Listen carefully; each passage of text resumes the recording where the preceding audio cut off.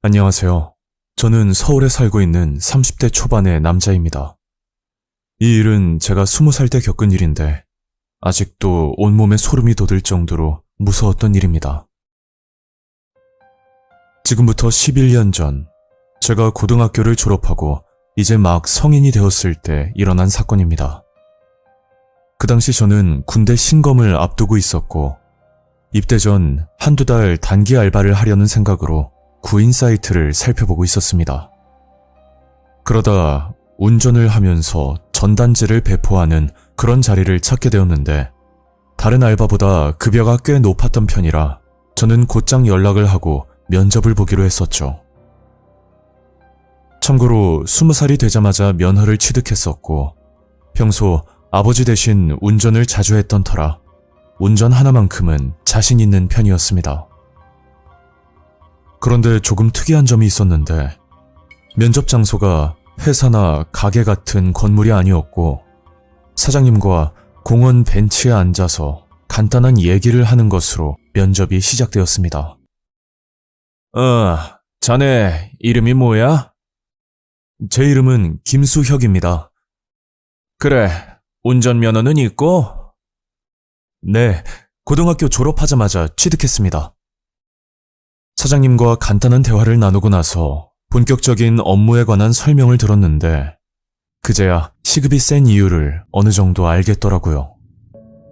이 일은 저녁 7시부터 다음날 새벽 5시까지 밤을 새면서 하는 일이었고 그리고 단순 전단지를 돌리는 게 아닌 거래처 관리 영업까지 해야 한다는 말을 하는 겁니다. 저 사장님, 근데 무슨 영업을 하는 거예요? 사실은 내가 노래방 장사를 하고 있거든. 네가 운전하면서 직원들도 데려다주고 시간 나면 다른 가게 사장들한테 영업도 하고 뭐 그런 일이야. 일하는 시간도 그렇고 또 한 번도 해본 적 없는 노래방 영업을 해야 한다고 하니 순간 망설여질 수밖에 없었고 그냥 다른 일자리를 구해야 하나 그런 생각이 들었죠. 그렇게 한참 고민을 하고 있으니까 사장님이 저를 보고 솔깃한 제안을 하더라고요. 혁아, 네가 일한다고 하면 내가 2달치 월급 한 번에 줄게. 어때? 저는 그 말을 듣고 나서 홧김에 수락을 했고 그날 저녁부터 출근을 하기로 했었습니다. 위치는 강남 유흥가 일대에 있는 노래방이었고 저는 가게로 들어가자마자 저와 비슷한 또래로 보이는 한 남자를 만나게 됐죠. 혁아, 어서 와라.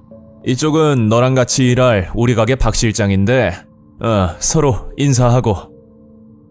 실장님은 저보다 2살 위였는데 누가 보면 오해할 정도로 인상이 무서웠고 거기다 큰 덩치 때문에 위압감까지 느껴지는 그런 모습의 사람이었습니다.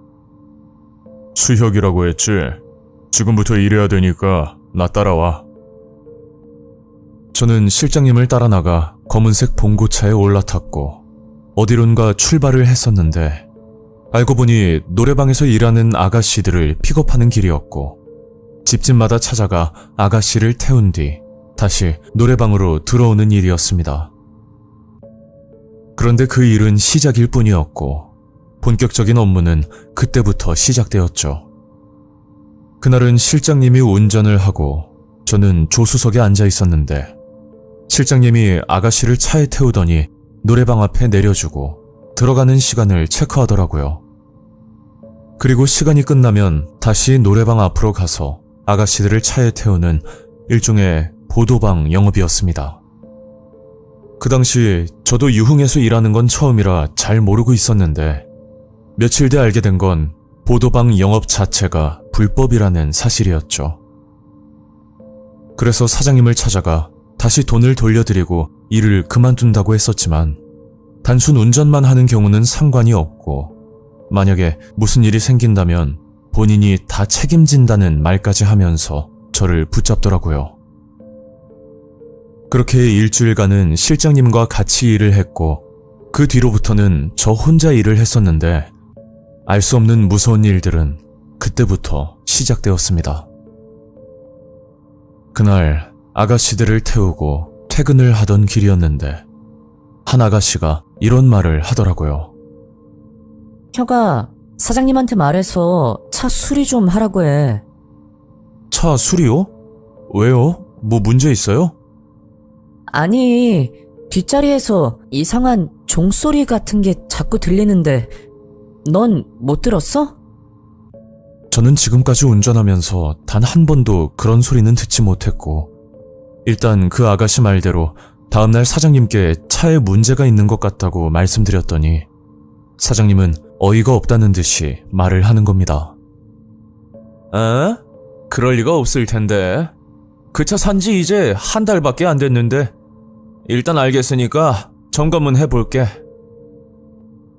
그리고 사장님이 카센터를 다녀와서 말씀을 하셨는데 차에는 문제가 없다고 하시더라고요. 하지만 또 다른 아가씨들도 차 뒷자리에서 딸랑거리는 종소리가 들린다고 말이 나왔고, 그 뒤로는 서로 뒷자리에 앉기 싫다는 말까지 나오곤 했었습니다. 차에서 소리가 난다고 당장 차를 바꿀 수도 없는 노릇이고, 점검을 받아도 아무런 증상이 없다고 하니 사장님도 난감하다는 입장이었죠. 그렇게 시간이 지나고 제가 이 일을 한 지 한 달이 막 지났을 때였습니다. 일이 끝나고 차를 가져다 놓기 위해 노래방으로 가고 있었고, 거진 목적지에 다 왔을 때쯤 그때 차 뒷자리에서 말로만 듣던 종소리가 들리는 겁니다. 그동안 아가씨들이 잘못 들은 줄로만 알고 있었는데 제가 직접 그 소리를 듣고 나니 갑자기 식은땀이 나면서 알 수 없는 한기까지 느껴지더라고요.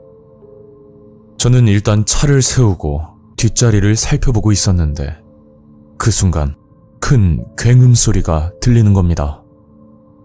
그래서 앞을 쳐다봤더니 대형 트럭이 역주행을 해서 제가 일하던 노래방 옆 건물로 돌진한 큰 사고가 일어났던 거죠. 만약 종소리를 신경 쓰지 않고 평소대로 노래방 앞에 주차를 했더라면 저는 대형 트럭과 접촉 사고가 날 뻔했던 정말 끔찍한 타이밍이었습니다. 그렇게 2달이란 시간이 흘러 일을 그만두게 되었고, 제가 군 입대를 하기 얼마 전쯤 사장님께 전화 한 통을 받게 되었습니다. 혁아, 잘 지내고 있어? 아, 네. 근데 사장님이 어쩐 일이세요? 내가 할 말이 좀 있어서. 너 어디 아픈 데는 없지? 사장님은 부담스러울 정도로 제 걱정을 하셨는데 그 이유를 들어보니 여간 찜찜한 게 아니었습니다. 제가 일을 그만두고 나서 그 차를 운전했던 다른 사람들도 하나같이 똑같은 말을 했다는데, 그 말은 차에서 종소리가 들린다는 말이었죠. 그래서 사장님은 자동차 시트 어딘가에 문제가 있을 거란 판단을 하고 시트 교체 시공을 맡겼다고 하더라고요. 그런데 시트 교체 작업 중 서비스로 세차를 해주던 직원이 자동차 트렁크 구석에서 이상한 물건을 발견했다고 합니다. 그건 손잡이가 달린 방울이었는데 알고 보니 무속인이 사용하는 물건이었고, 그리고 트렁크 아래쪽에는 뜻을 알 수 없는 부적들이 여러 장 붙여져 있었다고 하더라고요. 그래서 사장님은 부적과 방울을 들고 무속인을 찾아가 물었는데 그 차에 큰 사고가 난 것 같다면서 차를 당장 바꿔야 한다는 말을 들었다고 합니다. 이 차의 원래 주인은 사장님의 지인이었고, 그 당시 1년도 타지 않았던 새 차 같은 중고차라 지인의 말만 믿고 아무 의심 없이 구매를 했었답니다. 그런데 무당말을 듣고 그제야 번호판을 조회해봤더니 생각지도 못한 큰 액수의 사고 보험 이력이 있었다고 합니다. 그걸 보고 사장님은 차를 판매했던 지인에게 연락을 했지만 일부러 연락을 피하는 건지 전화를 받지 않았다고 하더라고요. 그리고 무당이 했던 마지막 말이 이 차를 운전했던 사람들 중 한 명은 큰 화를 입게 된다는 무서운 말을 듣고 제 생각이 나서 연락을 했다는 말이었습니다. 그 전화를 끊고 나서 영 찜찜한 기분이 들긴 했지만 다행히 저에겐 아무런 일도 일어나지 않았고 저는 계획대로 군입대를 했었습니다. 그렇게 별탈 없이 사건은 넘어가는 듯 싶었으나 제가 첫 정기 휴가를 받고 집에서 쉬고 있을 때 결국 일이 터지고 말았죠.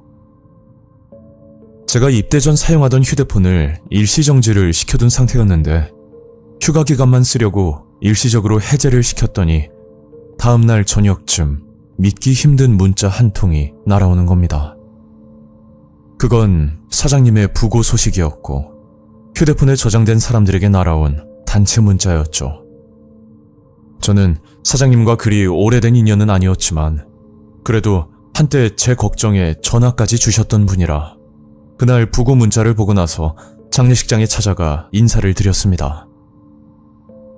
그리고 실장님을 만나 사장님에 관한 얘기를 들었는데 사장님은 무당말을 듣고 그 차를 판매하려고 했지만 그냥 팔기에는 너무 손해라 가게 차량으로 쓰진 않고 개인 용도로만 사용을 했다고 합니다. 그런데 그 차를 타고 다니다 큰 교통사고로 인해 사장님은 그 자리에서 사망을 하게 됐고 결국 폐차를 하게 되었다는 말이었죠. 저는 집으로 돌아와 곰곰이 생각을 해봤는데 무당이 했던 말 중에 그 차를 타고 다녔던 사람들 중 한 명은 분명 화를 입게 된다는 말이 진짜였을지도 모른다는 생각에 섬뜩할 정도로 무서웠습니다. 만약 무당의 말대로 사장님이 차를 판매했더라면 아무런 일도 일어나지 않았을까요? 또 트렁크 아래에 있던 부적들과 트렁크 구석에서 발견된 무당 방울은 도대체 뭘 뜻하는 건지 아직도 미스터리로 남아있습니다. 저는 귀신이나 초자연적인 현상을 믿지 않는 사람인데 그때 일은 차에 귀신이라도 씌었나 싶기도 하고 그 방울 소리가 아니었다면 저도 큰 사고를 당할 뻔한 기억에 여전히 무섭게만 느껴지는 사건이었습니다.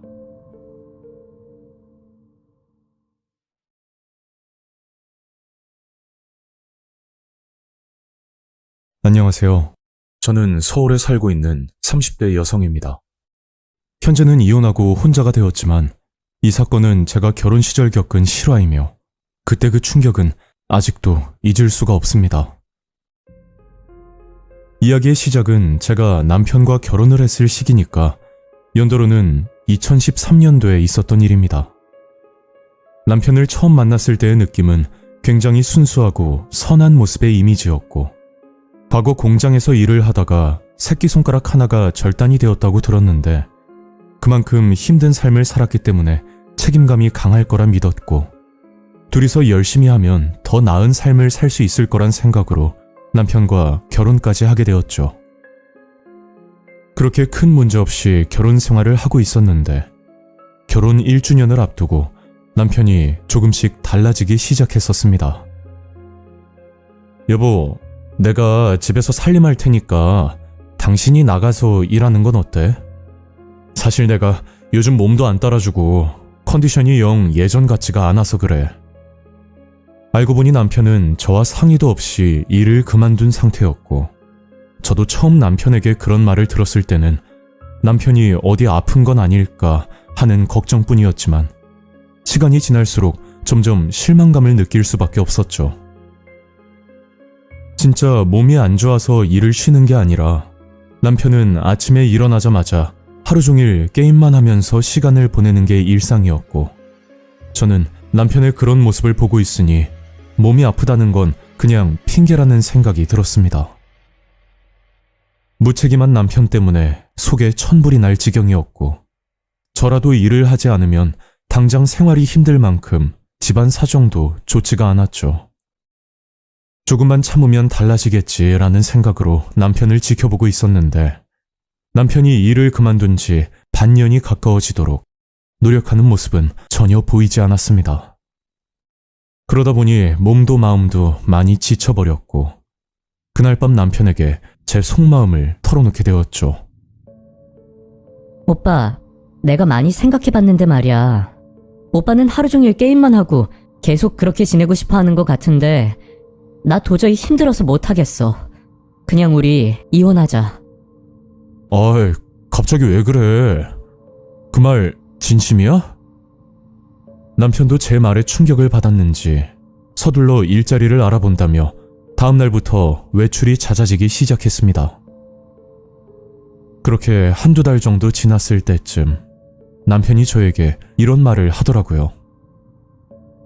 여보, 내 동창 중에 조금 여유가 있는 친구가 하나 있거든?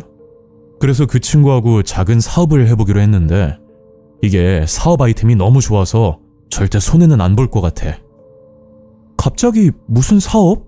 무슨 일인데? 거창한 사업은 아니고 그냥 사람 상대하는 서비스업이야. 아무튼 앞으로는 남편 노릇 좀 제대로 해볼게. 남편은 일에 대해서 명확한 설명은 해주지 않았고 저도 그 부분이 미심쩍고 수상하단 생각이 들었지만 그래도 집에서 게임만 하는 것보다는 나을 듯 싶어 더 이상 캐묻지 않고 조용히 넘어가게 되었죠.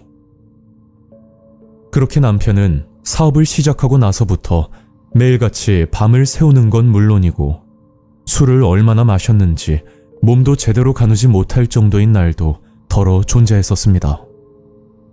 그런 모습이 마음에 들진 않았지만 술을 마시고 사람을 만나는 것도 어떻게 보면 사업의 일부분이라 생각하고 이해를 했었는데 어느 날부터 남편은 의심스러운 행동을 하기 시작했고 저도 그 일이 있고 난 뒤 남편이 무슨 일을 하는지 그제야 조금 알게 되었습니다.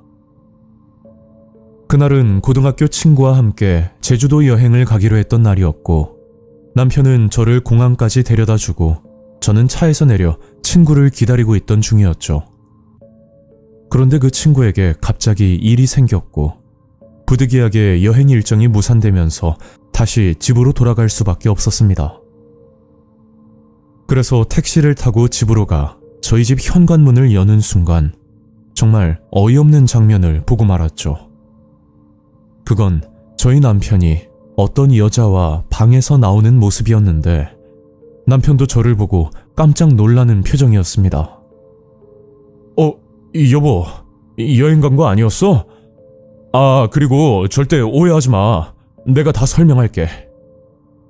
남편도 당혹스러웠는지 서둘러 그 여자를 돌려보냈고 저는 그제야 자초지종을 듣게 되었는데 이 말을 어떻게 믿어야 할지 참 난감하더라고요.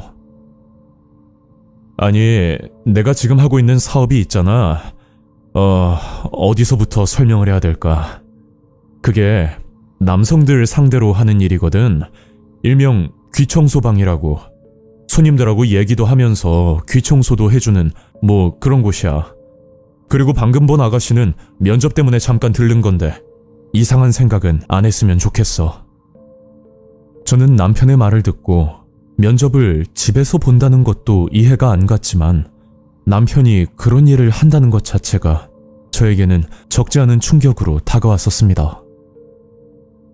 다음날 저는 남편이 일하는 사업장을 찾아가 살펴봤더니 진짜 귀를 청소해주는 곳이었고 좀 찜찜한 일이긴 했지만 불법적인 일도 아니고 집에서 노는 것보다는 나으니까 그냥 그러려니 넘어갔었죠. 그런데 그때부터 정말 이해할 수 없는 남편의 이상행동이 시작되었는데 한날은 남편이 오랫동안 알고 지낸 동생이라면서 한 남자를 집으로 데리고 온 적이 있었습니다. 그 남자 이름은 쥔제라는 중국인이었는데 나이는 많아봤자 20대 중후반 정도로 보이는 앳된 모습이었고 한두 달 정도 한국에 머무를 예정인데 숙소를 구할 때까지만 저희 집에서 신세를 지게 해달라는 그런 부탁을 하더라고요. 저는 내키진 않았지만 남편이 간곡하게 부탁을 하기도 했고 쥔제라는 남자도 뭔가 측은하게 보이길래 당분간만 저희 집에서 지내기로 그렇게 결론을 내렸습니다.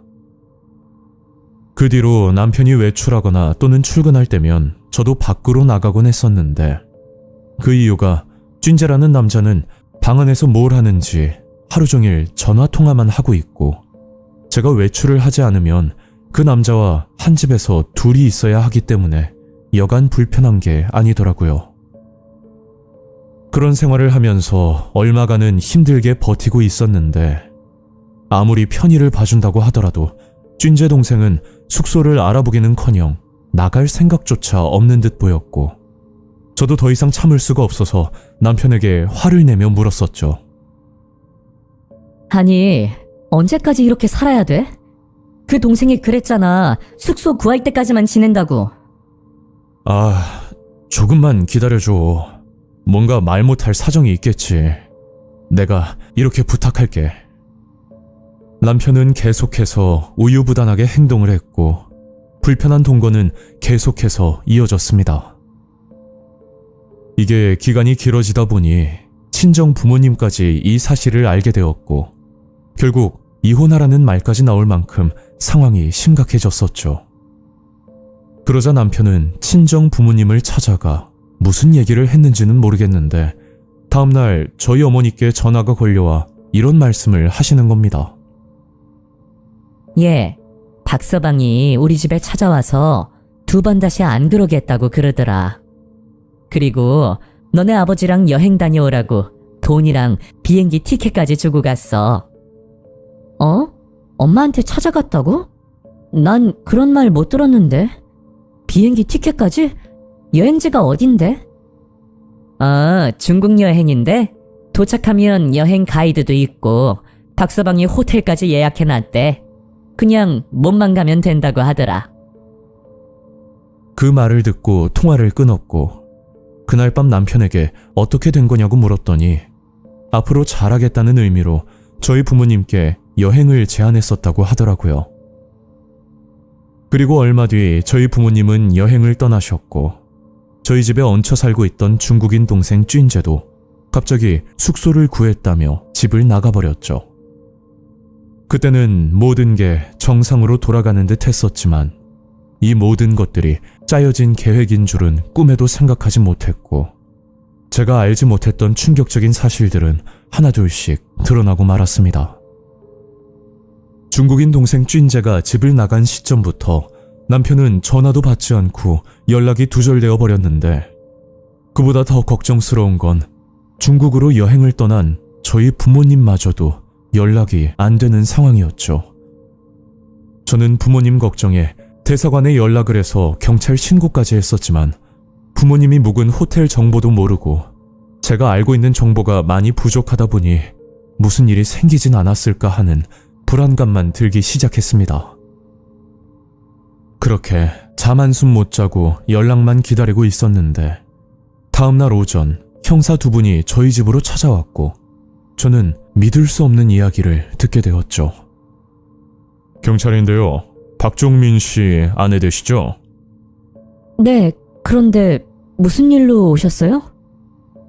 그러자 남편에 대한 이야기를 들을 수가 있었는데 남편은 과거 칠성파 소속으로 중국에서 히로뽕을 밀반입하고 판매하는 악질 중의 악질이었고 또 사람을 죽인 살해 전과까지 있던 무서운 사람이었습니다. 그리고 경찰에게 들은 말이 남편이 운영하던 귀청소방에서 유사 성행위가 일어났고 그곳에 방문했던 남성 중 2명이 현재까지 연락이 되질 않는다는 충격적인 말까지 들을 수가 있었죠. 결국 경찰 조사 끝에 남편은 강원도에 위치한 인적드문 별장에서 검거되었고 중국으로 넘어간 저희 부모님도 그제야 무사히 돌아올 수가 있었습니다. 부모님께 그간 있었던 일에 대해 이야기를 들었는데 정말 죽을 수도 있었던 끔찍한 생활이었답니다. 부모님이 중국으로 넘어가자마자 한 남자가 여행 가이드인 척 접근을 했고 아무 의심 없이 그 남자를 따라갔더니 글쎄 그날부터 이유 없는 감금이 시작되었다고 합니다. 하루에 한 끼 겨우 견딜 만한 양의 음식을 제공해줬고 연세도 있으신 마당에 이렇게 살다가는 죽을 수도 있겠다는 그런 생각까지 들었다고 하더라고요. 그리고 귀청소를 하면서 유사 성행위를 받았던 남성 2명은 아직 행방이 묘연하다고 하는데 이런 무서운 짓을 계획한 이유가 바로 제가 원인이라는 말을 들었습니다. 알고 보니 남편은 조직 탈퇴를 하면서 손가락 하나를 절단했던 거였고 그 뒤로 새 삶을 살기 위해 노력을 했었다는데 저를 만나고 결혼을 하면서 그 다짐이 조금씩 무너지기 시작했다고 합니다. 남편은 예전 버릇을 버리지 못하고 귀청소방이란 간판을 세우고 그 안에서는 유사성행위를 하면서 불법적인 일을 했었다는데 이것도 생각보다 돈이 되질 않자 예전에 같이 일했던 중국인 업자를 통해 돈을 받고 사람을 넘기는 끔찍한 짓을 계획했다고 합니다. 약을 탄 음료수를 남자 손님들에게 권하는 방식으로 범죄를 저질렀고 그 약을 제조하면서 옆에서 남편을 도운 조력자가 바로 저희 집에 얹혀 살던 찐재라는 동생이었던 겁니다. 그리고 남편은 정확히 3개월 뒤 중국으로 도망갈 생각을 하고 모든 준비를 끝냈었는데 혹여나 저희 친정 부모님이 방해가 될 수도 있겠다는 생각에 겁만 조금 주려는 생각으로 중국으로 보낸 거라고 하더라고요. 너무 순진하고 착해 보였던 사람인데 뒤에서 이런 끔찍한 짓을 저질렀다고 생각하니 아직도 믿기가 힘들고 그런 사람과 2년이나 같이 살았다는 것 자체가 너무 소름이 끼칠 정도입니다. 요즘은 귀청소방이란 게 사라지고 키스방 또는 안마방이라는 이름으로 변경되었다고 하는데 만약 호기심에 그런 곳에 가게 되면 좀 더 주의하시길 바라겠습니다.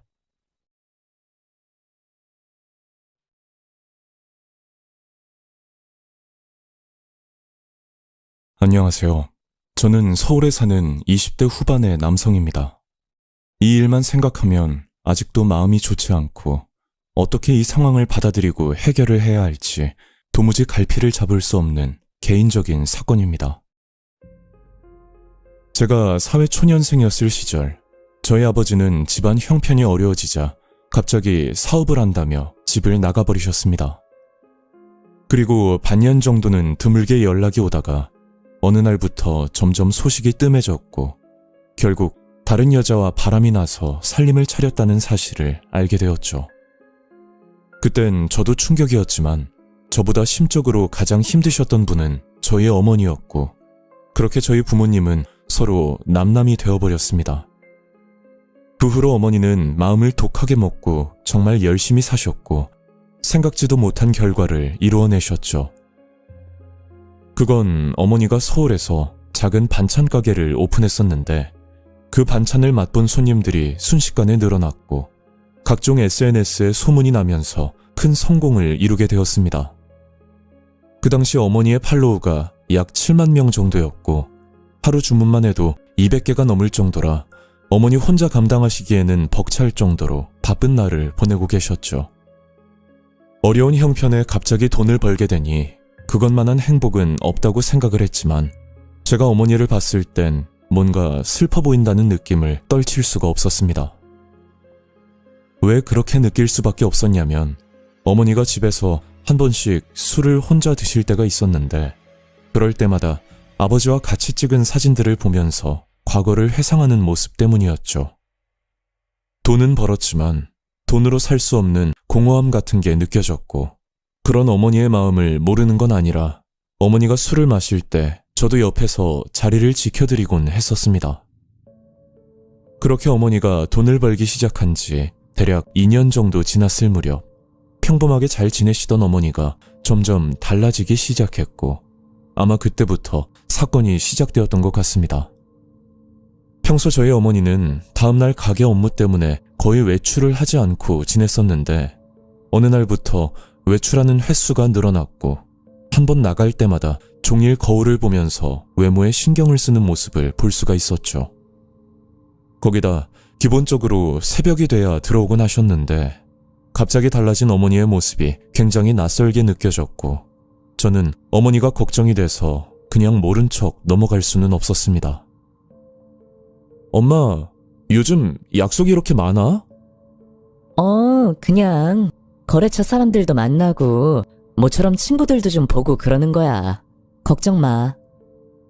저희 어머니는 별것 아니라는 식으로 말을 했었지만 어머니가 집에 들어올 때마다 옷에서는 낯선 향수 냄새가 풍겼고 한 번씩 몸을 가누지 못할 정도로 술을 마시고 들어온 적도 있었습니다. 그리고 한날은 어머니가 일을 나가시고 제가 집안 청소를 한 적이 있었는데 어머니의 방에서 술집 이름으로 추측되는 영수증을 하나 보게 되었고 그제야 뭔가 이상함을 느끼게 되었죠. 그 영수증에는 라운지 에코라는 상호가 적혀 있었고 결제 시간은 새벽 1시 32분이었는데 상호명이 특이해서 검색을 해봤더니 거긴 중년 남성들이 주로 상주하는 일명 아빠방이라고 불리는 호스트바였습니다.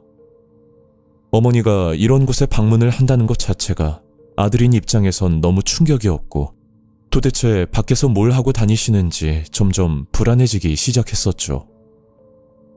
그리고 주말 저녁, 어머니는 집으로 들어오자마자 옷을 갈아입으셨고 한참 동안 거울 앞에서 화장을 하면서 치장을 하셨습니다. 엄마, 오늘도 또 나가? 잠깐 일이 있어서. 아, 그럼 내가 목적지까지 태워줄까? 택시 타면 돈 들잖아. 아니야. 엄마는 택시가 편해. 그리고 냉장고에 반찬이 있으니까 그걸로 저녁 챙겨 먹어.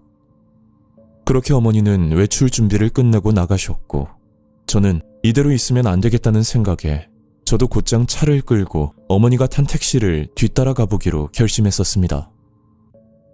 어머니가 도착한 곳은 강남역 주변이었고 택시에서 내려 어디론가 전화를 하고 계시는 모습이었는데 그 전화를 끊고 얼마 지나지 않아 어머니가 서 계시는 장소로 검은색 세단 한 대가 도착했고 어머니는 그 차를 타고 어디론가 이동을 했었습니다. 결국 어머니가 도착한 곳은 제가 며칠 전에 봤던 그 영수증에 나온 라운지 에코라는 곳이었고 그 검은색 세단에서 어머니와 어떤 40대 정도로 보이는 남자가 차에서 내렸는데 저는 그 남자를 보자마자 깜짝 놀랄 수밖에 없었죠.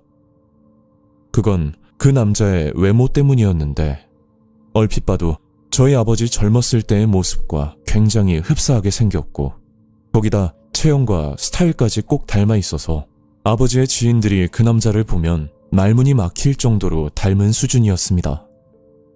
그 당시 머릿속이 굉장히 복잡했고 어머니가 호스트바에 빠져버린 이유가 바로 아버지와 닮은 꼴인 그 남자 때문에 이렇게 된 거라고 생각하니 언제 한번 어머니와 진지하게 대화를 해봐야겠다는 생각으로 저는 일단 집으로 돌아갔었죠.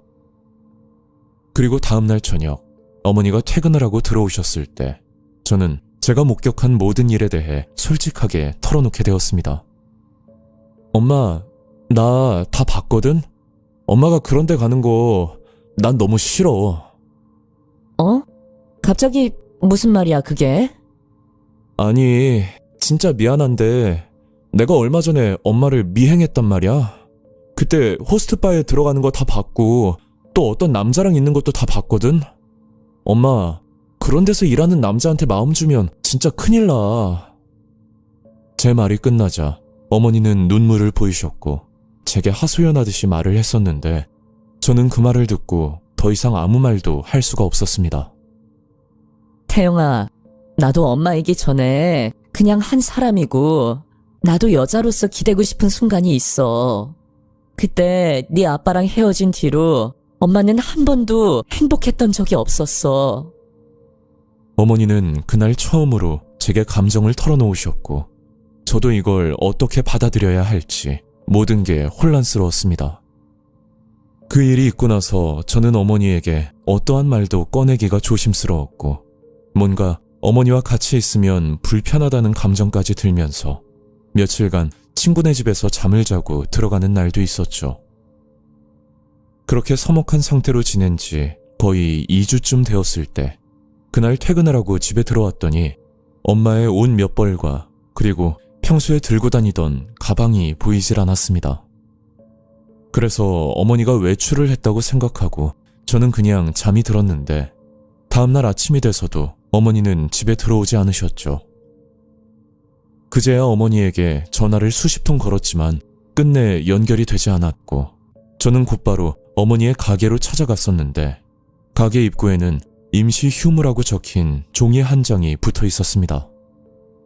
그때 왜 그런 생각이 들었는지는 모르겠지만 어머니가 호스트바에 있을 것 같다는 생각이 문득 떠올랐고 저는 차를 끌고 그 호스트바에 찾아갔더니 아직 영업 전이라 문이 닫혀있는 상태였었죠. 그렇게 절망을 하고 그냥 집으로 돌아가려고 하는데 술집 주변에 떨어진 호스트바 명함이 보였고 저는 명함에 나와있는 번호로 전화를 걸어 거기서 일하는 직원을 통해 한 가지 사실을 알게 되었습니다. 저기, 제가 지금 어머니를 찾고 있는데요. 거기가 저희 어머니가 자주 갔던 곳이거든요. 그러자 어머니의 인상착의를 물어봤고 저는 그대로 설명을 해줬더니 저희 어머니를 잘 알고 있다면서 이렇게 말을 꺼내는 겁니다. 그게 우리 선수 중에 한 일주일 전에 그만둔 사람이 하나 있거든요. 그쪽 어머니가 가게 올 때마다 걔만 찾았었는데 이건 정확하게 모르겠지만 가끔씩 손님이랑 눈이 맞을 때도 있거든요.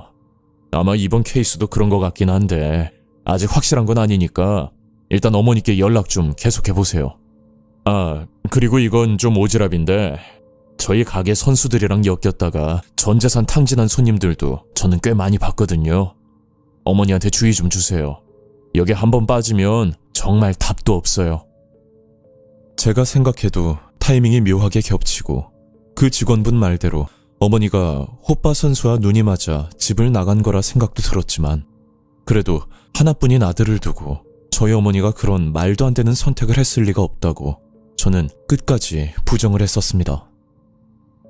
그리고 그날 밤 종일 연락이 되지 않던 어머니께 문자 한 통을 받게 되었고 그 내용은 지금 급한 일이 있어서 지방에 내려왔고 다음날 들어갈 테니까 걱정하지 말라는 내용의 문자였었죠.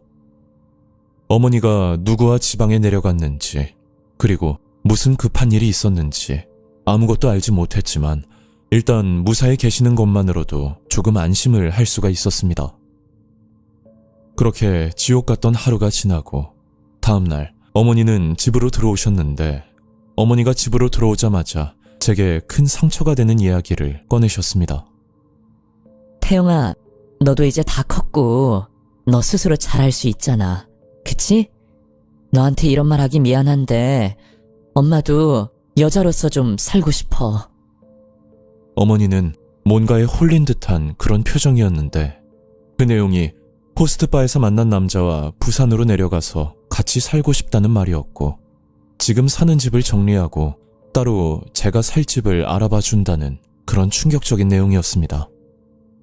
그 말을 듣고 저는 아무 대답도 하지 못했고 몇 달 뒤 어머니는 가게와 집을 정리하고 결국 부산으로 떠나버리셨죠.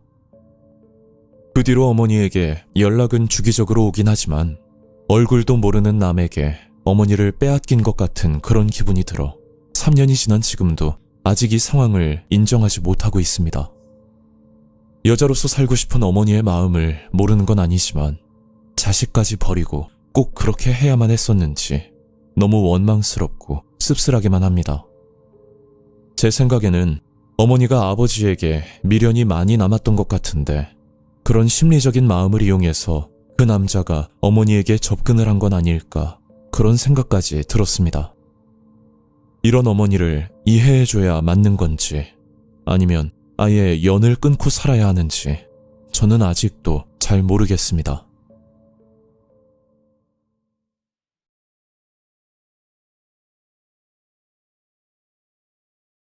안녕하세요. 저는 서울에 거주하는 30대 남성입니다. 이 일은 제가 20대 시절 겪은 일인데 그 당시 애인 대행 알바를 하다 만난 한 여자 고객에 관련된 이야기입니다. 제가 군대를 막 다녀왔을 시기였으니까 대략 2013년에서 14년 사이에 있었던 일입니다. 저는 학창시절부터 친구들과 노래방을 즐겨 다니곤 했었는데 그런 영향 때문에 음악에 관련된 꿈을 꾸고 있었습니다. 저의 전공도 음악에 관련된 학과였고요. 그 당시 학교를 복학하고 나서 평범한 생활을 하고 있었는데 어느 날 저희 집에 큰 사건 하나가 터지게 되었죠. 그건 아버지가 운영하던 사업이 부도가 나서 살던 집까지 경매로 넘어간 상태였고 드라마에서 보던 것처럼 돈이 될 만한 물건은 온통 압류 딱지가 붙어버렸던 심각한 위기 상황이었습니다.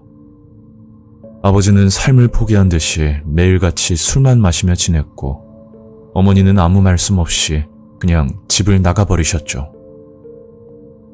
그렇게 아버지와 둘이서 원룸방 생활을 하게 되었고 저는 학비를 벌기 위해 틈만 나면 알바를 하면서 지냈습니다. 저 나름대로 최선을 다했지만 학업과 일을 병행하는 건 쉽지가 않더라고요. 거기다 학자금 대출마저도 취업 후에 상환하는 방식은 승인이 나지 않았고 결국 또다시 휴학을 하게 되었죠. 처음에는 1년만 일하고 학비를 모아 다시 공부를 하려는 계획이었는데 한순간의 잘못된 판단으로 정말 무서운 경험을 하게 되었습니다. 사건은 같은 학과를 졸업한 선배와 술을 한잔하고 나서부터 시작되었죠. 참고로 이 선배는 가수 데뷔를 해도 이상하지 않을 정도로 노래 실력은 물론 외모까지 뛰어난 편이었습니다. 영진아, 너 또 휴학했다며? 집에 뭔 일 있어? 저는 너무 답답한 나머지 선배에게 모든 사실을 털어놓았고 술을 마시면서 솔깃한 제안 하나를 받게 됩니다. 너 내가 시키는 대로 해볼래? 선배 무슨 일인데요? 그냥 상대방 분위기만 맞춰주면 되거든. 크게 어려운 것도 없고 너 정도면 문제 없겠다. 선배는 쉽게 돈을 벌게 해준다는 말만 반복했고 명확한 일에 대한 정보는 언급하지 않았습니다. 선배, 혹시 불법적인 그런 일이에요? 야, 내가 너한테 그런 거 소개해줄 사람으로 보이냐? 그런 거 아니니까 걱정하지 말고 할 생각 있으면 나한테 전화해. 저는 집으로 가서 며칠 밤을 고민하다 다시 선배에게 연락을 하게 됐죠. 선배, 앞전에 말한 일자리 말이에요. 아직 유효하죠? 그래, 당연하지. 내가 문자로 주소 하나 남길 테니까 오후 2시까지 와라. 늦지 말고. 그렇게 약속 시간을 맞춰 선배가 알려준 곳으로 향했는데 거긴 평범해 보이는 작은 사무실이었습니다. 컴퓨터와 책상은 여러 개가 보였지만 이상하게 선배 말고는 아무도 없더라고요. 영진아, 형이 지금부터 설명할 테니까 잘 들어. 너 인터넷으로 애인대행이라는 말 들어봤지? 쉽게 말해서 하루 동안 남자친구가 돼주는 거야. 뭐 별거 없어. 같이 밥 먹고 영화 보고 때에 따라 술도 한잔하고 패턴은 늘 비슷해. 알고 보니 선배는 애인대행 사이트를 운영하는 사장이었고 여기서 일하는 직원도 3명이나 있었습니다. 그리고 상황에 따라 금액이 다르다고 하던데 예를 들어 남자친구와 헤어지기 위해 가짜 남친 행세를 하거나 아니면 부모님 집에 인사를 드리러 가는 그런 특수한 업무들은 비교적 단가가 높다는 말까지 들었습니다. 그리고 그날 오후 5시쯤 첫 번째 콜을 받고 약속 장소로 나가려고 하는데 선배가 이런 말을 하더라고요. 너 상대방이 아무리 이쁘고 마음에 들어도 단독 행동은 안 되는 거 알지? 선배의 말뜻은 일의 시간이 지나면 곧바로 복귀해야 된다는 것과 또 하나는 고객에게 개인적인 감정을 가지면 안 된다는 말이었죠. 약속 장소는 당산역 지하철 출구였고 저는 약속 시간보다 일찍 도착해서 고객을 기다리고 있던 상황이었습니다. 그리고 대략 10분 정도 지났을 때 검은색 차량 한 대가 제 앞에 정차하더니 창문을 내리는 겁니다. 저 혹시 대행 사이트 남성분 맞으시죠? 차 안에는 젊은 여자 하나가 앉아 있었는데 얼핏 보면 저보다 어려 보일 정도로 굉장히 앳된 모습이었죠. 저는 선배가 말한 대로 개인적인 감정은 접어두고 철저히 비즈니스라 생각하고 행동을 했었습니다. 그렇게 고객과 함께 공포 영화를 보러 갔었는데 자꾸만 스킨십을 하면서 다가오더라고요. 그때까지는 영화가 무서워서 그러나 보다 생각했고 그것 말고는 뭐 큰 이벤트는 없었습니다. 영화를 보고 나서 좀 가까워진 분위기였고 다음 코스는 근처 술집이었는데 갑자기 그 고객이 이상한 말을 꺼내는 겁니다. 내가 현금을 좀 찾아야 하는데 비밀번호 알려줄 테니까 가까운 ATM 기계에 가서 한 500만 원만 찾아줘요. 그러면서 카드와 비밀번호를 알려주는데 좀 당황스럽더라고요. 아니, 아무리 비즈니스 관계라고 하지만 처음 보는 사람에게 카드 비밀번호까지 알려주는 건 쉽게 이해하기 힘든 일이었죠. 저도 이런 일이 처음이다 보니 별 생각 없이 돈을 찾으러 갔었고, 제가 이용했던 ATM 기기의 경우 한 번에 출금할 수 있는 최대 금액이 100만 원이라 총 5번에 나눠서 출금을 했었습니다. 그리고 그 돈을 가지고 다시 식당으로 들어왔더니 여자는 보이지가 않더라고요. 처음에는 화장실에 간 줄로 알고 있었지만 한참을 기다려도 나타나지 않았습니다. 참고로 대행에서 만난 이성과 개인 번호 교환은 금지 조항이라 저는 그 여자의 연락처도 모르는 상태였죠. 그렇게 식당에서 카드와 돈을 가지고 어떻게 해야 될까 고민만 하다 결국 선배에게 전화를 걸었습니다. 선배, 저 문제가 좀 생겼는데요. 글쎄 고객님이 돈을 찾아오라고 하더니 갑자기 사라졌거든요. 아, 그래? 일단 내가 연락해 볼게. 잠깐만 기다리고 있어. 대행 사이트를 이용할 때 본인 인증을 해야 하는데 거기에 그 여자분 번호가 나와 있으니 선배가 직접 연락을 해본다는 말을 하더라고요.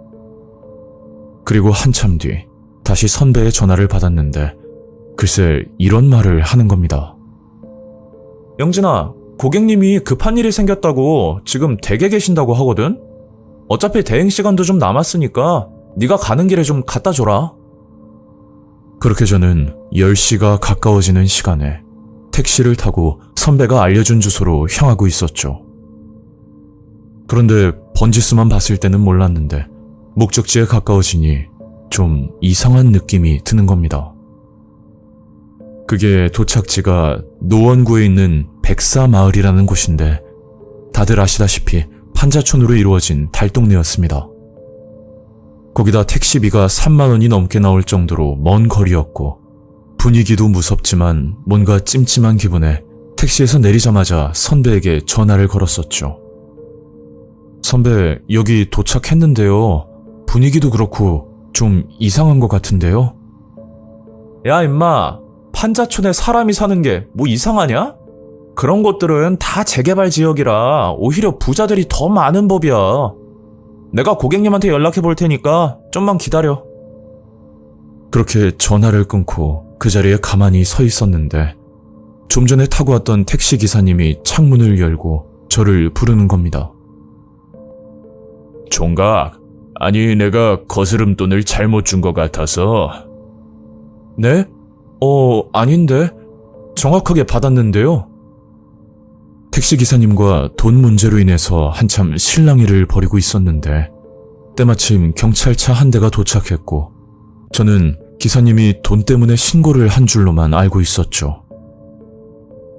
그런데 경찰분이 다가와 택시 기사님과 대화를 나누는데 너무 소름이 끼치더라고요. 아니, 이 총각을 태우고 오는데 뒤에서 오토바이 한 대가 계속 따라오는 거예요. 같은 방향인 줄 알고 쭉 지켜봤더니 글쎄 이 총각이 내릴 때 저 뒤에서 숨어 있더라고요. 그러니까 기사님은 제가 택시에서 내리고 난 뒤 곧장 경찰에 신고를 하고 나서 저를 붙잡기 위해 시간을 끌었던 겁니다. 저는 돈과 카드를 보여주면서 경찰분께 설명을 드렸고 나중에 밝혀진 그 돈의 출처는 더욱 충격적이었죠. 그건 보이스피싱, 즉 사기를 당한 피해자의 돈이었는데 저는 아무것도 모르고 보이스피싱 인출책 역할을 했던 겁니다. 아직까지 의문으로 남아있는 건 저를 따라온 오토바이는 이 돈을 받으려는 목적인지 아니면 다른 이유가 있었던 건지는 끝내 알 수가 없었죠. 처음에는 경찰도 저를 보이스피싱 공범으로 의심을 했었지만 다행히 혐의를 벗어날 수 있었습니다. 그리고 저와 데이트를 했던 그 여자 고객은 흔적도 없이 사라졌다고 하는데 개인적인 추측으로 볼 때 사기 범죄에 관여한 일원 중 한 명일 거란 생각이 문득 들었습니다. 선배도 이 일을 하면서 다양한 사람들을 만났지만 또 이런 경우는 처음 본다고 하더라고요. 벌써 10년이 넘은 사건인데 아직도 그때 일만 생각하면 오싹한 기분이 들고 만약 택시 기사님이 아니었다면 저는 또 다른 범죄에 연루되었을지도 모르겠습니다. 현재는 아버지와 둘이 잘 지내고 있고 어머니의 소식은 아직까지 듣지 못했는데 부디 잘 지내고 계셨으면 좋겠습니다.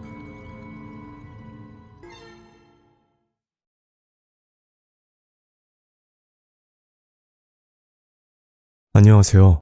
저는 서울에 살고 있는 30대 여성입니다. 제가 살면서 이런 일을 겪을지는 전혀 예상치도 못했고, 앞으로는 정말 사람을 조심해야겠다는 생각이 들었던 무서운 경험입니다. 이 일이 시작되었던 건 지금부터 2년 전 일요일 저녁이었습니다. 그날은 부산에 살고 있는 친구를 만나고 올라오는 길이었고, 시간은 오후 7시 정도로 기억을 하고 있습니다. 저는 서울역에 도착해서 마중 나오기로 한 남동생을 기다리고 있었는데, 그때 어떤 남자분이 다가와서 갑자기 이런 말을 하더라고요. 저기요, 제가 아까부터 보고 있었는데 너무 마음에 들어서요. 혹시 번호가 어떻게 되세요?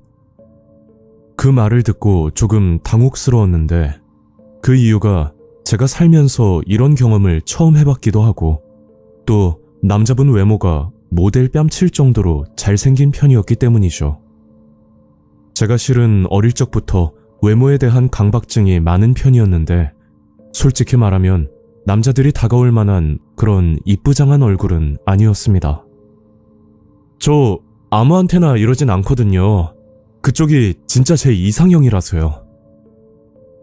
그렇게 저는 그 남자에게 번호를 주게 되었고, 남자는 번호를 받고서 고맙다고 인사를 하고 돌아가더라고요.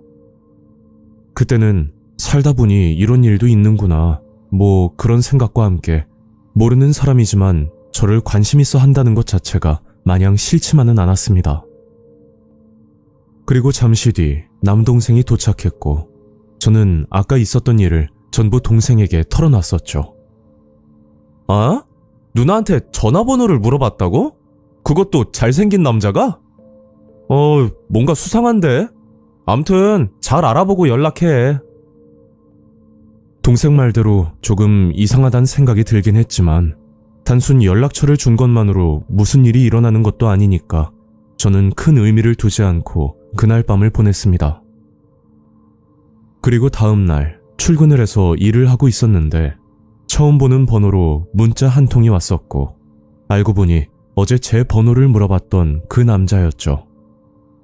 그 시점부터 그 남자와 연락을 주고받았고, 남자 이름은 김수현, 나이는 저보다 1살 많은 오빠였고, 그렇게 얼마 뒤 저녁을 먹자는 제안에 저는 수현 오빠와 일식집에서 식사 자리를 가지게 되었습니다.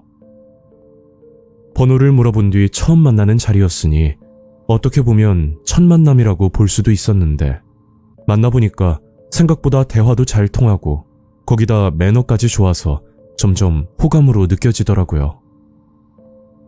그날 저녁 식사를 끝내고 수현 오빠는 저를 집까지 바래다 줬고, 참 괜찮은 사람이다 그런 느낌이 들면서 제 마음도 조금씩 커져가기 시작했죠. 저는 수현 오빠와 2번 정도 더 만난 뒤에 고백을 받게 되었고, 저희도 남들처럼 평범한 연애를 하면서 큰 문제 없이 잘 지내고 있었습니다. 그런데 사건의 발단은 제가 수현 오빠와 만난 지 100일이 가까워지는 시점에 일어났었죠. 지수야, 우리 곧 100일이잖아. 그래서 오빠가 생각을 해봤는데 1박 2일로 부산 여행이 좋을 것 같거든? 넌 어때? 부산? 그래, 알겠어. 사실은 부산에 친구가 살고 있어서 가끔 내려가곤 했었거든. 아, 그래? 그럼 그 친구도 불러서 같이 놀까? 나도 내 친구 데리고 가면 되거든. 여행 갈 땐 사람이 많아야 재밌잖아. 안 그래? 그래, 그럼. 근데 걔가 시간이 될지 모르겠네. 아무튼 바로 연락해볼게. 저는 전화를 끊자마자 제 친구에게 연락을 해서 물어봤고, 친구도 그날 스케줄이 없다고 하길래 같이 여행을 가기로 약속을 잡게 되었습니다. 그리고 여행 당일 수현 오빠가 차를 끌고 저희 집으로 찾아왔고, 그날 수현 오빠 친구를 처음 보게 되었는데 누가 봐도 훈훈하다고 볼 정도로 준수한 외모였죠. 아, 저는 수현이 친구 우진이고요. 수현이한테 얘기 많이 들었어요.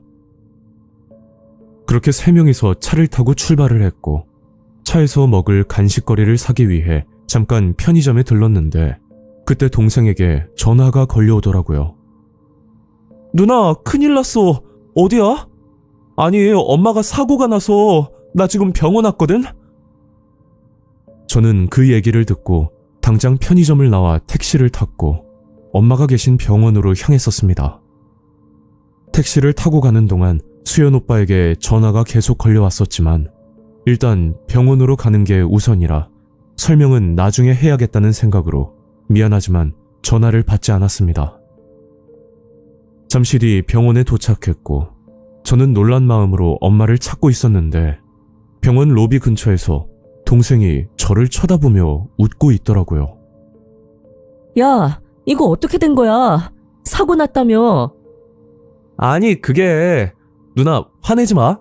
사실은 엄마랑 약 타러 온 거거든. 근데 엄마가 오랜만에 누나랑 밖에서 밥 먹고 싶다고 말하길래 이렇게 해야 올 것 같아서. 아, 진짜 미안. 엄마에게 사고가 났다는 건 동생의 거짓말이었고 엄마는 한 달마다 병원에서 약을 처방받는 게 있었는데 그날 약을 받으러 동생이랑 병원에 왔던 거였죠. 야, 진짜 죽을래? 나 중요한 약속 있어. 근데 엄마는? 엄마? 엄마는 지금 진료받고 계시지. 야, 나 먼저 간다. 너 두고 보자. 저는 병원에서 나오자마자 수연 오빠에게 전화를 걸어 자초지종을 설명했었는데 이미 수연 오빠와 우진 오빠는 일정대로 부산으로 내려가는 중이라고 하더라고요. 결국 저는 기차를 타고 내려가기로 했고 제가 도착하는 시간에 맞춰 부산역 앞에서 만나기로 이야기를 끝냈습니다. 오빠에게도 미안하지만 기다리고 있을 제 친구에게도 미안했고 아무튼 서둘러 내려가는 방법밖에는 없었죠. 그렇게 기차를 타고 부산으로 내려가고 있었는데 수연 오빠에게 전화가 걸려오는 겁니다. 지수야, 우리가 너 기다리고 있을 시간에 친구 먼저 데리러 가는 게 시간적으로 나을 것 같거든? 친구 연락처가 어떻게 돼? 오빠가 전화해서 먼저 만나고 있을게. 그래도 괜찮지? 저는 수연 오빠의 말대로 제가 부산역에 도착하려면 아직 1시간이나 남았고 차라리 그 시간에 제 친구를 먼저 데리러 가는 게 맞다는 생각이 들어서 친구 연락처를 알려주고 제 친구에게는 따로 상황 설명을 했었습니다. 얼마 뒤 저는 부산역에 도착을 했고 수연 오빠에게 연락을 했었는데 수차례 전화를 걸어도 받질 않았고 저는 뭔가 이상해서 제 친구에게도 전화를 걸었지만 친구마저도 연락이 안 되더라고요. 그렇게 부산역 입구 앞에서 한참을 기다리고 있었는데 모르는 번호로 전화가 걸려왔고 그 번호는 수연 오빠의 친구 우진 오빠의 번호였습니다. 지수씨 많이 기다리셨죠? 그게 수연이가 술을 한 잔 먹어서요. 일단 제가 지금 데리러 갈 테니까 조금만 기다려주세요. 전화를 끊고 나서 대략 1시간 정도 더 지난 뒤 우진 오빠를 만날 수 있었고 저는 우진 오빠와 함께 광안리 근처에 위치하는 펜션으로 들어갔었죠. 펜션으로 들어가니 수연 오빠는 술을 많이 먹었는지 정신을 차리지 못하는 상태였고 제 친구 미연이는 이미 술에 취해 방에서 자고 있는 그런 상황이었습니다. 미연이와는 중학교 때부터 친구였으니까 거진 15년 동안 알고 지낸 친구라고 볼 수 있는데 이렇게 취한 모습을 본 건 저도 처음이었고 도대체 무슨 일이 있었는지는 모르겠지만 친구가 너무 걱정이 되더라고요. 저도 왜 이렇게 됐는지는 모르겠는데 제가 지수씨 데리러 갈 때만 해도 둘 다 한 잔씩밖에 안 먹었거든요. 그 말을 듣고 나니 제가 늦게 온 탓에 이런 일이 생긴 것만 같고 저는 너무 미안해서 친구 이불을 덮어주고 걱정을 하고 있었는데 그때 친구가 이상한 행동을 하는 겁니다. 저를 보고 알 수 없는 신호를 보내는데 자세히 보니 112에 신고를 해달라는 그런 의미인 것 같았고 그걸 보고 112에 신고를 하려고 했으나 제 주변에 수연 오빠와 우진 오빠가 있었기 때문에 자꾸만 눈치가 보이더라고요. 잠깐 편의점 좀 다녀올게요. 그렇게 펜션을 빠져나와 곧장 경찰에 신고를 했고, 제 친구 미연이는 구급차를 타고 병원으로 실려갔었는데, 나중에 알게 된 결과는 정말 충격적이고 끔찍한 내용들이었죠. 이미 수연 오빠와 우진 오빠는 수배가 내려진 범죄자였는데, 일명 성욕을 강화하는 최음제라는 약을 제조하여 인터넷으로 불법적인 거래를 하고 있는 사람들이었습니다. 그러니까 본인들이 만든 약물을 실제 여성들에게 테스트하기 위해 번호를 물어보고 작업을 하고 다니는 그런 무서운 인간들이었죠. 제가 펜션에 도착하기 전 미연이는 약을 먹고 정신이 흐려진 상태였고, 병원에 실려가서도 심한 복통과 하열 증상까지 나타나 약 일주일간 입원 생활을 하면서 힘들게 지냈었습니다.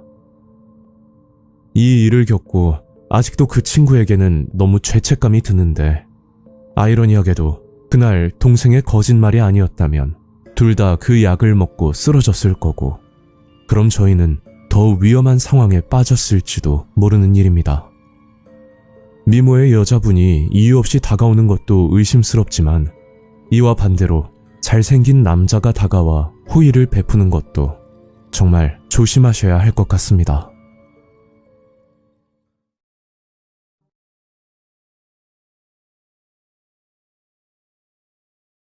안녕하세요. 저는 서울에 살고 있는 20대 여성입니다. 이 이야기는 제가 작년에 직접 겪은 일이며 누구보다 가깝게 지냈던 두 친구의 실체를 알고 난 뒤 삶에 대한 회의감까지 느낄 정도로 충격을 받았던 이야기입니다. 저는 어릴 때부터 정말 친하게 지냈던 단짝 친구 2명이 있었고, 그 친구들의 이름은 영미와 민주였습니다. 셋이서 모이면 하루 종일 시끄럽게 떠들어댈 정도로 붙어 다니면서 사이가 좋았고, 저희는 고등학교를 졸업할 때까지 항상 붙어 다니며 지냈었습니다. 그런데 이 두 친구의 성장 과정이 완전히 달랐는데, 영미는 집안이 가난해서 학원 한 번 제대로 다녀본 적이 없던 친구였고, 반대로 민주는 넉넉한 집안에서 부족함 없이 원하는 건 대부분 얻고 살았던 친구였었죠. 그래서 저는 둘 사이에서 늘 균형을 맞추려고 노력을 했었는데, 지금 생각해보면 영미는 어릴 때부터 민주를 은근히 부러워했고, 그 감정이 마음 깊숙한 곳에서 썩어가고 있었다는 걸 그땐 미처 알지 못했습니다. 그렇게 시간이 지나 저희는 성인이 되었고, 각자 바쁘게 살아가느라 예전처럼 자주 만나진 못하고, 간혹 안부만 주고받으면서 서로 생사확인만 하고 각자의 삶을 살며 지내고 있었죠. 그러다 거의 5년 만에 영미의 적극적인 연락으로 다시 만나게 되었고, 그날 만나서 밥도 먹고 옛날 얘기도 하면서 즐거운 시간을 보낸 적이 있었습니다. 그런데 서로 못 본 사이에 큰 변화들이 있었고, 사람 인생은 어떻게 될지 모른다는 말이 새삼 느껴지는 자리였었죠. 그때 친구들을 만나서 들었던 이야기가, 학창시절에 부유했던 민주의 집안이 아버지의 부도로 인해 매우 어려운 상황이었고, 그와 반대로 영미는 개인 사업을 시작해서 지금은 자리를 잡고 안정적인 생활을 하고 있다는 이야기를 들을 수가 있었습니다. 영미가 성공을 한 건 정말 축하할 일이지만, 또 민주의 상황이 좋지 않았기 때문에 마냥 그 자리에서 영미에게 축하한다고 말을 하기도 영 껄끄러운 입장이었죠. 그 만남을 계기로 저희 셋은 한 달에 한 번 정도 식사 자리를 만들었고, 한날은 식사를 하고 있었는데 영미가 이런 말을 꺼낸 적이 있었습니다. 얘들아, 내가 오늘 진짜 분위기 좋은 곳을 알아놨거든? 뭐 간단하게 술 한잔하는 곳인데 친구끼리 가도 좋고 또 커플끼리도 많이 가는 곳이야. 너희들 오늘 시간 괜찮으면 같이 한번 가볼래? 영미의 말을 듣고 거기가 어떤 곳인지 너무 궁금해서 저도 같이 가고 싶었지만, 부모님과 저녁 약속이 있어서 둘이서 시간을 보내라고 한 뒤 저는 먼저 자리에서 일어나게 되었습니다. 그날 들었던 영미의 말 한마디가 모든 문제의 시작이 될 줄은 정말 꿈에도 알지 못했고, 그 뒤로부터 민주의 행동이 어딘가 이상하다는 걸 느낄 수가 있었죠. 그건 생활고에 시달린다던 민주가 값비싼 명품 가방과 신발을 신고 나타났고, 갑자기 밥값을 계산한다면서 돈을 물 쓰듯이 쓰기 시작했었습니다. 민주야, 너 요즘 형편이 좀 풀린 거야? 아니, 갑자기 네가 달라진 것 같아서 그래. 달라지긴 뭐. 그냥 주식으로 돈 좀 벌었어. 별거 아니야. 하지만 그 얘기를 옆에서 듣고 있던 영미는 뭔가 미묘한 표정을 짓고 있었는데 마치 민주가 거짓말이라도 한다는 듯이 비웃는 표정으로 민주를 바라보고 있었습니다. 영미의 표정이 어떻든 그냥 그러려니 넘겼고 저는 한편으로 민주의 상황이 나아진 것 같아 내심 다행이라는 생각뿐이었죠. 그리고 몇 달 뒤 제게 남자친구가 생겼고 100일 기념일을 앞두고 있어서 남자친구와 특별하게 보낼 장소를 찾고 있던 중이었는데 문득 예전에 영미가 말했던 분위기 좋은 술집이 있다는 말이 떠올라 저는 영미에게 전화를 걸어 물어보기로 했었습니다. 영미야, 네가 전에 말했던 그 분위기 좋은 술집 있잖아. 그 커플끼리 가도 좋다는 곳. 아, 거기? 근데 왜? 내가 이번에 남자친구랑 100일 기념으로 거기 한번 가볼까 하거든? 그래서 좀 물어보려고. 거긴 좀 예약이 밀려 있어서 힘들 수도 있을 것 같은데? 그냥 딴 데 알아봐. 영미에게 물어봤지만 자꾸만 다른 곳을 알아보라는 대답만 반복했고 이유가 뭔지는 몰라도 뭔가 숨기면서 말하는 게 전부 느껴질 정도였습니다. 그런데 잠시 뒤 다시 영미에게 전화가 걸려왔었는데 본인이 단골이라서 직접 예약을 하면 될 것 같다고 대신 예약금이 있으니 10만 원을 보내달라는 말을 해서 저는 10만 원을 영미에게 보내고 그제야 가게 주소를 받을 수가 있었죠. 갑자기 말이 바뀐 영미의 심정을 좀 이해하기가 힘들었지만 일단 예약을 할 수 있어서 다행이라 생각했고 영미에게 고맙다는 말을 몇 번이나 하고 전화를 끊었습니다. 그리고 곧장 가게 주소를 검색해 봤었는데 술집 이미지부터 그 어떠한 정보도 나와 있지 않았고 저는 너무 궁금해서 가게를 한번 가봤던 민주에게 연락을 해서 물었더니 그냥 분위기가 좋은 곳이라고만 얼버무리면서 정확한 설명을 해주지 않았습니다. 그래도 영미가 추천을 해준 가게라 딱히 큰 걱정은 하지 않았고 뭔가 설레는 기대감을 가지고 그날만 손꼽아 기다리고 있었죠. 그리고 얼마 뒤 드디어 100일 기념일을 맞이했고 저는 예약을 걸어놨던 그 술집으로 남자친구와 이동을 했었습니다. 술집은 지하 1층이었는데 1층으로 내려가는 입구에 장미라는 작은 간판이 하나 보였고 술집으로 들어가기 전까진 여기가 어떤 곳인지 전혀 가늠할 수 없는 그런 분위기였죠. 그렇게 남자친구와 술집으로 들어가자마자 저희는 경악을 할 수밖에 없었는데 글쎄 주문을 받으려고 다가온 웨이터의 복장이 팬티 하나만 입고 있는 충격적인 모습이었습니다. 자세히 보니 속옷은 아니었고 남자 수영복 차림이었는데 그 당시 한여름이라 술집 내에서 뭔가 이벤트를 한다고만 생각을 했었죠. 그걸 보고 남자친구도 적지 않게 당황한 표정이었고 솔직히 그땐 그냥 나가고 싶었지만 이미 예약금을 걸었던 상태라 바로 나갈 수는 없는 상황이었습니다. 저희가 처음 와서 그런데 여기가 뭐 하는 곳이길래 복장이 그런 거예요? 아, 처음 오셨구나. 혹시 비키니 바라고 들어보셨어요? 여기 직원들은 수영복이 유니폼이거든요. 그제야 어느 정도 이해가 됐고 그것보다 이런 곳을 좋다고 소개를 해준 영미에게 화가 나서 곧장 전화를 걸었더니 일부러 전화를 피하는 듯 끝까지 전화를 받지 않았습니다. 저는 예약금 때문에 얼른 먹고 나가자고 남자친구에게 말을 했고 서로 민망해하면서 술을 마시고 있었는데 그때 사람들의 환호 소리가 들리면서 스테이지 조명이 켜졌고 저희는 그쪽을 쳐다보게 되었죠. 처음에는 조명이 밝지 않아서 여자의 얼굴이 잘 보이지 않았지만 조명이 점차 밝아지는 순간 저는 심장이 내려앉는 느낌을 받았습니다.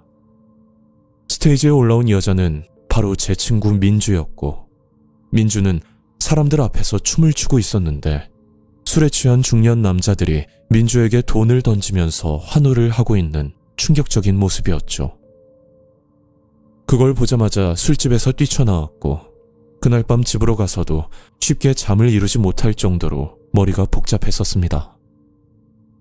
그리고 다음 날 민주에게 연락을 해서 어떻게 된 상황인지 물어보려고 했었지만 쉽게 말을 꺼내기가 어려웠고 자꾸만 어제 봤던 민주의 얼굴이 떠올라서 일부러 연락을 피하면서 지내게 되었죠. 그렇게 며칠이 지나고 제 전화를 받지 않던 영미에게 전화가 걸려왔었는데 저는 너무 어이가 없어 영미에게 따지려던 생각뿐이었습니다. 야, 너 왜 그런 데를 소개해준 거야? 지금 나랑 장난해? 그리고 그 술집에서 민주가 일을 하고 있던데? 너 어디까지 알고 있는 거야? 저는 영미에게 화를 내면서 감정적으로 말을 했었고 영미는 제 얘기를 듣고 본인의 이야기를 털어놓았는데 그때 영미의 말은 너무나 끔찍하고 무서운 말이었죠. 그러니까 영미는 학창시절부터 민주를 아니 꼽게 생각을 했었다는데 본인의 가정 형편과 비교해서 전혀 다른 부유한 삶을 살고 있던 민주를 탐탁치 않게 보고 있었다고 합니다. 그리고 저희가 연락이 뜸해지고 서로 각자의 인생을 살고 있을 때쯤 영미는 아는 지인을 통해 우연히 비키니 바라는 곳을 가게 되었고 거기서 가게 실장님을 만나 그날부터 일을 하게 되었다고 했죠. 비키니 바에서 일을 하면서 영미의 수입은 점차 늘어났고 어느 정도 돈을 모아 일을 그만두려고 했으나 영미를 대체할 만한 비키니 쇼 진행자가 필요하다는 가게 실장님의 부탁이 있었다고 합니다. 그것도 꽤 큰 금액을 제시받고 부탁을 받은 거였고 영미는 고민 끝에 저와 민주를 불러내 비키니 바로 데려갈 궁리를 하고 있었던 겁니다.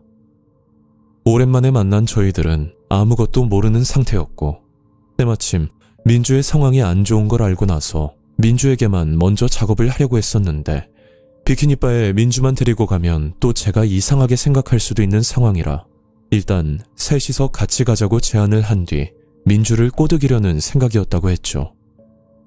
그런데 제가 부모님과 약속이 있어서 자리를 함께하지 못한다는 말을 듣고 그게 기회라고 생각을 하고 그날 민주를 비키니바로 데려갔었답니다. 민주는 그냥 술 한잔 마시고 싶어서 따라간 자리였는데 영미를 따라 테이블을 돌아다니면서 술을 얻어먹고 다녔고 그날 밤 비키니바에서 무려 30만 원을 팁으로 받게 되었다고 합니다. 그때부터 민주는 돈 맛을 알았는지 본격적으로 비키니바에서 일을 했고 돈을 더 준다는 가게 실장님 말에 혹해서 이제는 단순 서빙이 아닌 스테이지에서 옷을 벗고 춤을 추는 지경까지 이르렀다는 끔찍한 이야기였습니다. 그리고 영미는 민주를 소개해주고 나서 돈을 받고 가게를 그만뒀고 몇 달 뒤 제가 기념일 장소를 찾다 영미에게 연락을 했을 때 영미가 가게를 숨겼던 이유가 민주가 거기서 일을 한다는 수치심보다 만약 가게에서 민주를 만나면 본인이 짜놓은 계획이 틀어질 수도 있는 상황이라 제게 숨겼던 거라고 말을 했었습니다. 원래 계획은 민주를 비키니바에 적응을 시키고 나서 다음 후보가 저였다는 끔찍한 사실이었는데 제가 남자친구가 생기자 비키니바에 소개하는 것보다 남자친구와 헤어지게 만드는 게 더 재밌겠다는 생각에 그 술집 예약을 도와줬다는 황당한 말까지 듣게 되었죠. 저는 이 모든 내용을 듣고 나서 심적으로 큰 상처를 받았고 지금까지 절친이라고 생각했던 영미가 알고 보니 5년간 증오를 키워왔던 괴물 같다는 생각이 들었습니다. 저는 그날부터 영미와 민주 둘 모두에게 어떠한 연락도 하지 않았고 그냥 친구를 잃었다고 생각하고 그렇게 지내고 있습니다.